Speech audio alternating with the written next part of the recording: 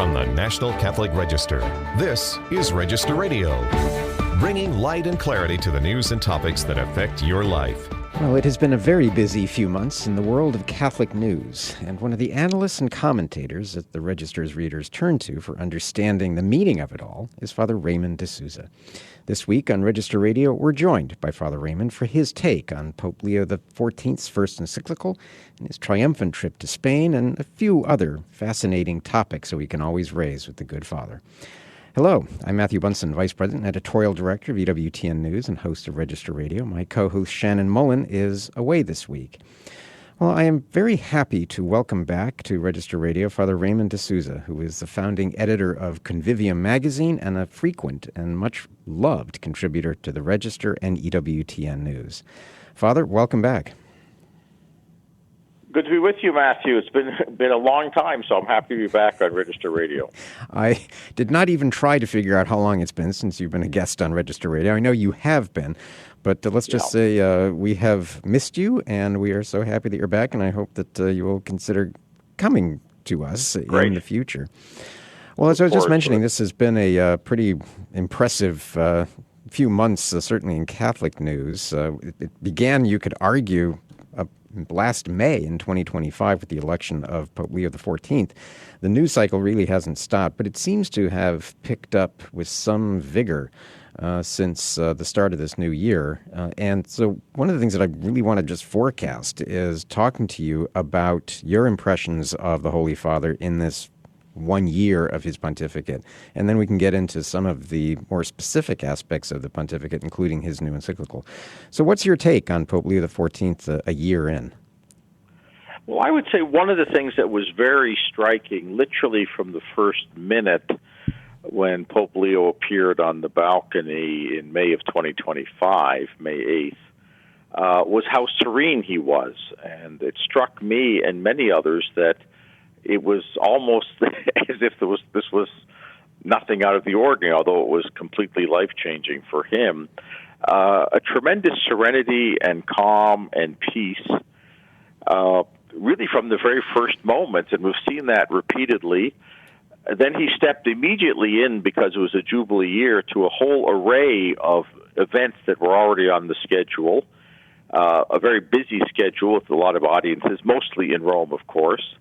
One of the highlights was the World Youth Day in miniature, which wasn't so miniature, it was 1 million people last summer in Rome, and he handled that, not pretending to be John Paul or Benedict or Francis, but he did it in his own way, and it was very endearing and very celebratory.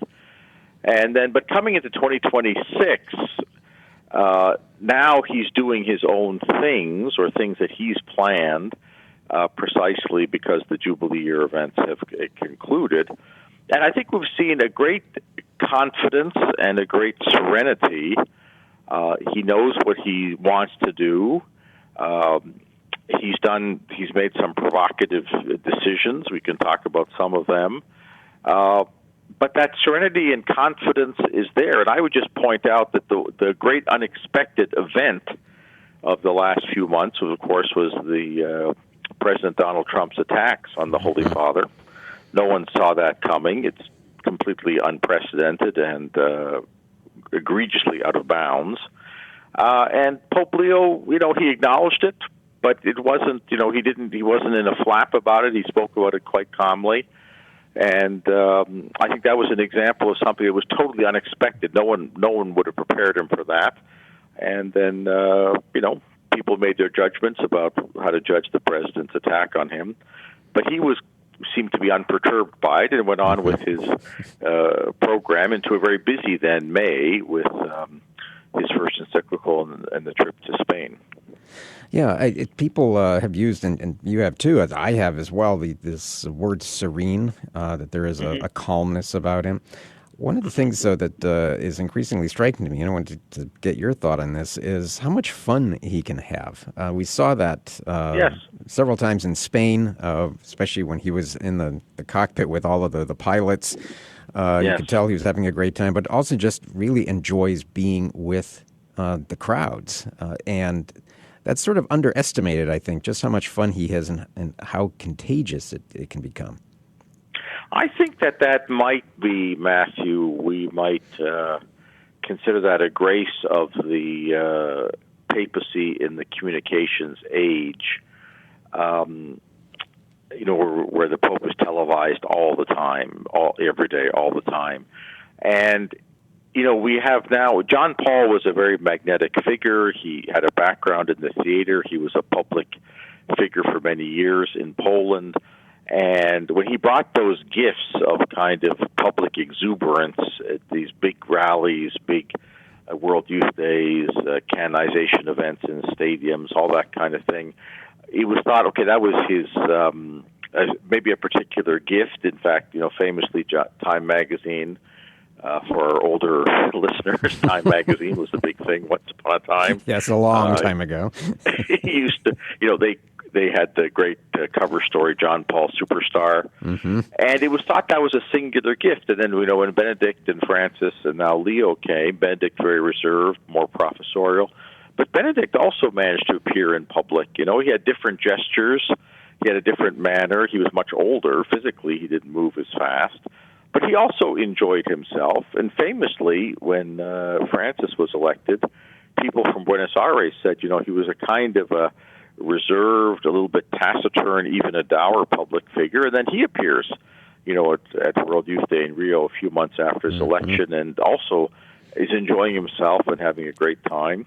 So I wonder if we might think about that. That's a gift that the Spirit gives to the Pope for this age, is that even men who are not of that personality type seem to, as you pointed out, to be able to appear in front of 20,000 or 200,000 people in these great public stages and not lose their composure, but actually enjoy it, with spontaneous encounters and revelations of their own personality without copying one another. So I've noticed the same thing. But now this is the third Pope after John Paul. I think maybe that's a gift that they're given, because Robert Prevost was not that sort. I mean, he was a very amiable, convivial figure by all accounts, but there's no evidence that he could do what he's done on this massive worldwide stage, and he's doing it very well. Yeah. Well, as you noted, we just had last month the release of Pope Leo's first encyclical. It came as not a huge shock that he chose AI as the topic, although analysts such as yourself note that AI certainly is a key theme in this, but in some ways it's not the heart of it. You wrote a great piece for the Register. The title of it is Magnifica Humanitas. Pope Leo makes his case for authentic humanism. And I think that's a very important dimension to what the Pope is offering the world today. Yeah, it's an interesting encyclical because it's more or less 5 chapters, and the first 2 chapters are unusual in that they're quite a detailed account of Catholic social teaching, or Catholic social doctrine is the term that Leo uses, that goes back to Leo XIII. And when he was elected, he mentioned that he chose Leo XIV, specifically with reference to Leo XIII. And he goes through, now, in a social encyclical, it's not unusual to mention, the history, but this is a very detailed history. I likened it to a professor at the beginning of a semester-long course might devote the first 2 or 3 lectures to what's the state of our discipline. And so it seems that he wants to say these are the core principles of Catholic social teaching, which has not been done in a papal encyclical before. I mean, all the material is there, but he said these are the core principles, and he lists them there. And that, so it seems like he wants to say, we've had 100 years, or 135 years to be specific, of Catholic social doctrine. Let's clarify, review, and sort of consolidate. And then he goes on to talk about AI. I thought that was interesting, which suggests to me that he thinks that maybe after 135 years, the field could use with a little bit of definitions and if you want to say clarification of basic principles. So that did strike me that he wasn't just naming himself after Leo, but seeking to make a contribution very specifically to this field of Catholic social doctrine. Yeah, there does now, seem that to be might be, to be honest, of greater interest to specialists, but if you teach in this field, those 2 chapters are very useful. Yeah, exactly. But there is also, it seems to me, a deliberate effort to connect himself all the way back to Leo XIII and everything that's gone since. And there's this self-awareness of it, a grounding, so to speak, for the reader to prepare them in an era, perhaps, of less capacity on the part of an average Catholic or the average person to articulate what exactly Catholic social teaching is, let alone the dignity of the human person. Yes, and that could also be, to refer to AI. I mean, in a way, the encyclical is partly about AI, but I think I would prefer to after reading, I'd say that it's more about living in the digital age, right? Because there's a lot of advice on the internet and screen usage and the technological paradigm or technocratic paradigm, a term he borrowed from Pope Francis. There's a lot of that stuff which is not about AI specifically, but about the world of digital culture, internet culture. And one of the weaknesses of that world is that we know a lot about what's happening right now, and we tend to not know so much about even recent history. And he's trying to correct that, I think, in those introductory chapters. And then he addresses the specific challenges of the AI era. Yeah, what's your contention about a Christian humanism? Can you unpack that a little bit? Well, one of the criticisms of Catholic social doctrine is that it's the Church using her long tradition and wisdom to comment on secular realities. So it's really philosophy. It's not Christian. It's really philosophy.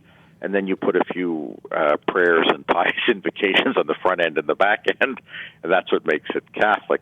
It's a criticism, and there's something to it.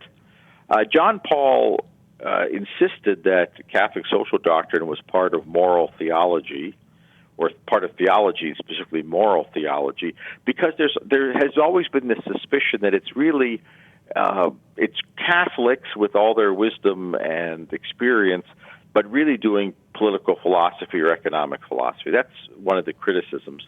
And what Leo very clearly in Magnificat Humanitas is saying is that the humanism I offer is Christian humanism. Now, in my commentary, I put a lot of emphasis on the first footnote, and I can't think of anybody I could be talking to who is more delighted to discuss footnotes than you, Matthew. Indeed. So, my footnote friend at the Register. The first footnote is to Gaudium et Spes 22, which is in Vatican II's teaching the sort of grounding for Christian humanism, in which it says that we can only understand the human person in light of the incarnate Christ, so that it's not philosophy alone, it's theology, and it's Christian. And very notably, John Paul II referred to Gaudium et Spes 22 in every major document and major address he gave for 27 years almost. It was just, he returned to it over and over again. And the fact that Leo went there right at the beginning, when you draft papal documents, a lot of attention is paid to the title, obviously. A lot is paid to what is being cited. And so it would not have been accidental to decide what the first footnote was going to be. And Leo is saying we need to look to Christ and have an authentic Christian humanism, not just a good secular humanism. And that's really what he's insisting on that, and why that's a bit perhaps more relevant at the moment is that there's a lot of people who have misgivings about AI, both its on the production side and on the effect it has on its users. Yep. There's almost a new consensus quite rapidly developing over the last 10 years that the digital world, that the smartphones, are not good for us. There's been efforts to even restrict their use amongst young people. You don't have to be Christian to say that. So Leo knows that many of his criticisms and concerns are going to be echoed by the secular culture, but he wants to insist that they might be echoed by and compatible with the secular view, but we have to make sure that we have a Christian humanism. So that's what I think was going on there. Well, let's hold that thought for a second, Father. We're going to take a quick break. You're listening to Register Radio here on EWTN Radio. When we come back, we're going to continue our conversation with Father Raymond De Souza.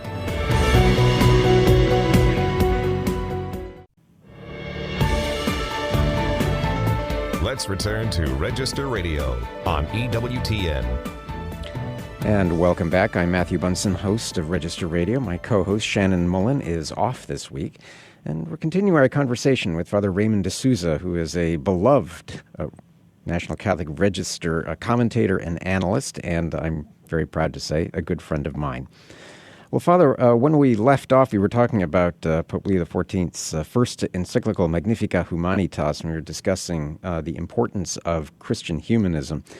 Let's sort of apply some of those principles to what he had to say in one of his first really major trips in Europe, which was to Spain, which just concluded a couple of weeks ago. Yeah, well, he returned to that, the dignity of the human person. There were two moments where that was brought to the fore. One was in the address to the Spanish Parliament, where he spoke in a very, I think, standard way for what would a pope say to a parliament, talking about care for the vulnerable, the weak, the poor, a ringing defense of the sanctity of life, defense of the family, all of those things. And it earned a rapturous applause. They went on for so long that the Pope actually left the chamber with the Speaker of the chamber because he couldn't wait for the applause to finish. It just was not going to finish. Yeah, 7 minutes. Even amongst people there who were, very much opposed to his program, to what he was saying. So that was a very key moment of the dignity of the human person. And another one is at the end of the trip, he went to the Canary Islands. He had a very beautiful expression when he arrived there.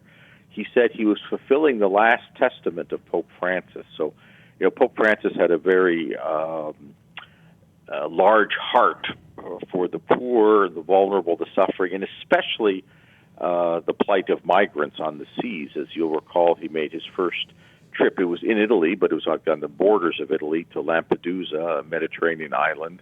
This was a similar visit, and Pope Leo went there, making the same points that Pope Francis had made before him. I was very touched by that. It was just a very beautiful image and phrase, saying, I've come to fulfill the last testament of Pope Francis. So you had two examples there. I might just highlight one of the things very evident on the Spanish trip was that he was very clearly trying to demonstrate continuity with Pope Francis and Pope Benedict. He had the address to Parliament. Benedict gave some very famous addresses in Westminster in London, at the Bundestag in Berlin, very famous addresses to parliaments. He went to the Canary Islands, what they call the Dock of Shame, which was analogous to Lampedusa, which Francis would have done. He had the Eucharistic adoration with the young people on the first night in Madrid, an echo of one of the most astonishing moments of the Benedict pontificate, the World Youth Day Vigil in 2011, I believe it was, in Madrid. Now, that was notable because of the great storm that came up. Now, you can't reproduce a storm on demand, so they didn't have a storm.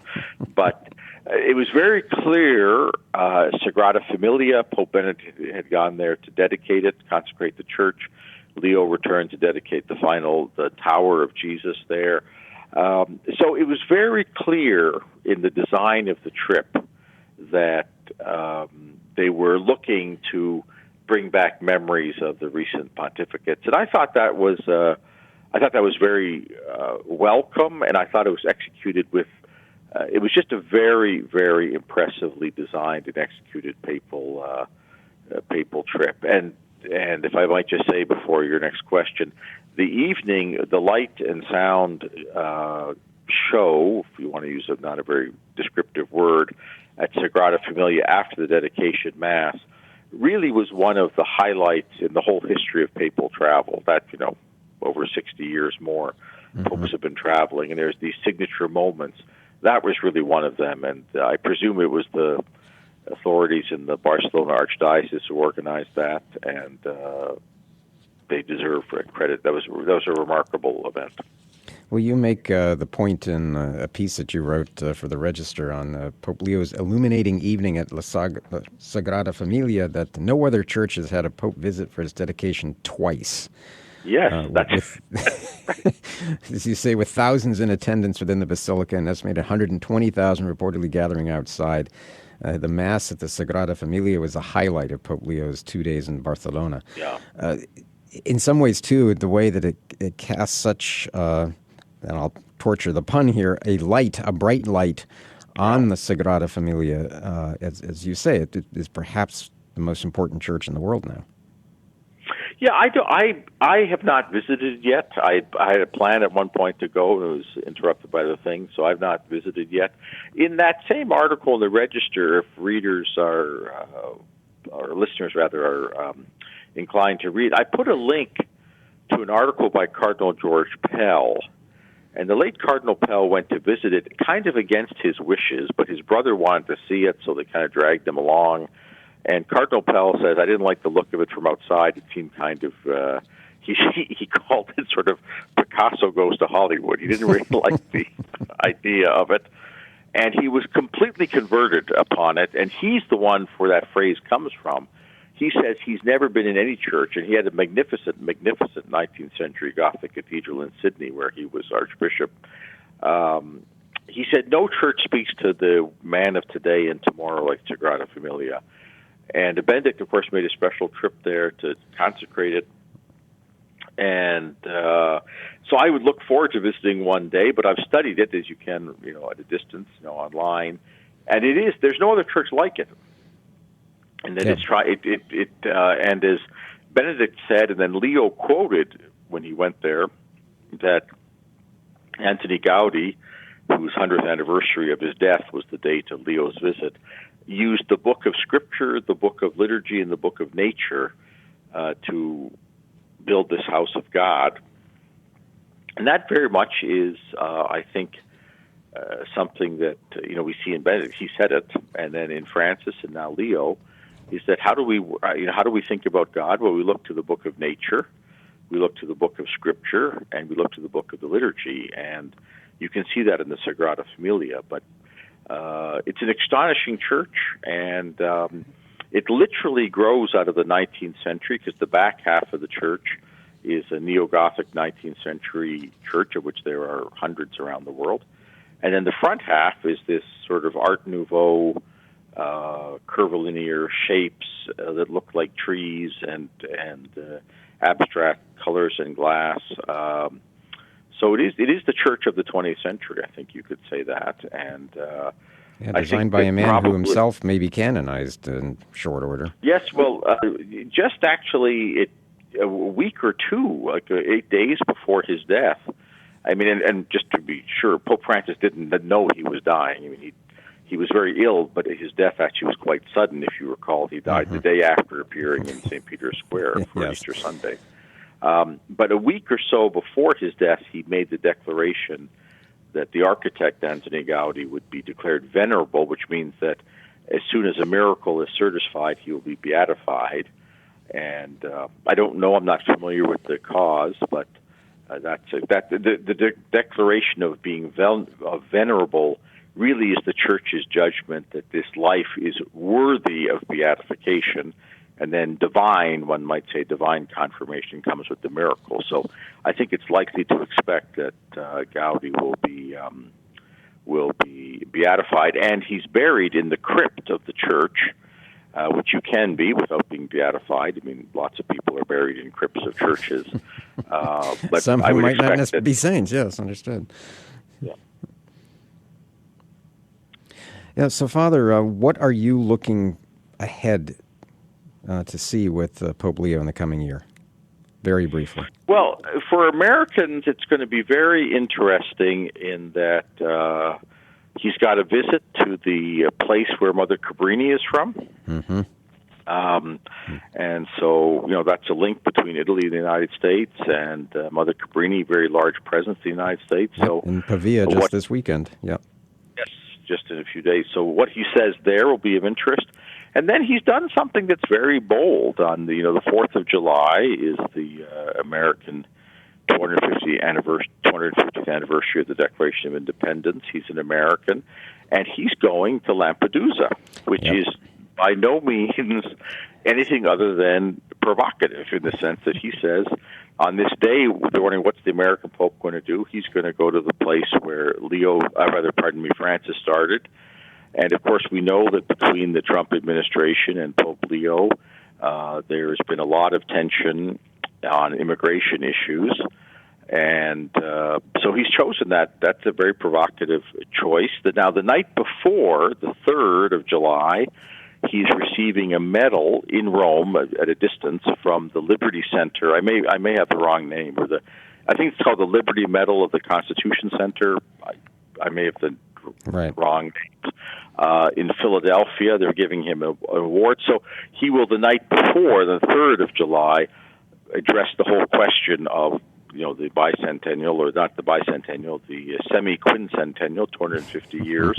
So that will be of interest to Americans, because what you're going to see is on the 3rd of July, Leo the American, celebrating what's good about the United States, and then you're going to see Leo the Pope of the whole world on the 4th of July, making the point that he's not just the Pope of the United States. And that's that when he announced that program some months back, it did strike many people, is that he is a serene and he's a quiet man.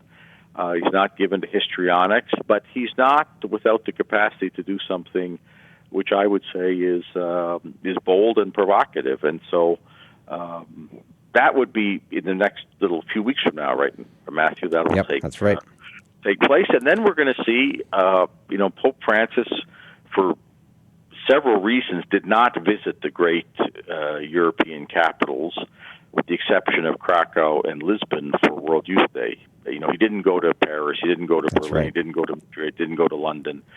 So Pope Leo has been in Madrid. He's going to be in Paris, which of course, is the one of the most ancient Catholic cities in Europe. He will be visiting Notre Dame, which Pope Francis chose not to visit for its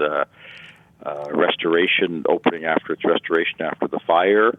So those are the two things I would say over the summer. Early summer, you want to say the 4th of July events, those two events. And then late summer, or September, I guess, in Paris, at the heart of old Catholic Europe, and so those are two things that are quite, I would say, highlights to look forward to.